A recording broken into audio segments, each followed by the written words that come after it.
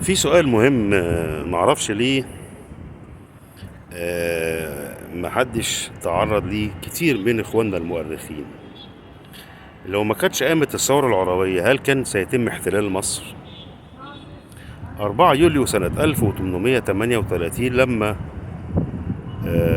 بالمر والإنجليز ابتدوا يكتشفوا نباهة إبراهيم باشا قائد الجيش المصري والحاكم الفعلي وقتها، وتأسيسه لقواعد وأسس للجيش المصري وعينه اللي كانت على اليونان وقبرص.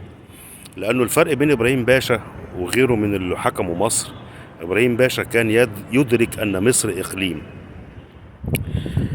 لكن بدأت مخططات الاحتلال الإنجليزي لاحتلال مصر في 4 يوليو سنة 1838.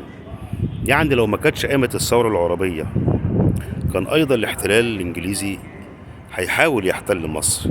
والدليل على كده إنه حملة فريزر سنة 1807 حاولت احتلال مصر، فمحدش يرمي على الثورة العربية باعتبار إنها سبب في احتلال مصر. وده ملف هنناقشه ونفتحه مع بعض. مستني أسئلتكم وآرائكم وتحت أمركم.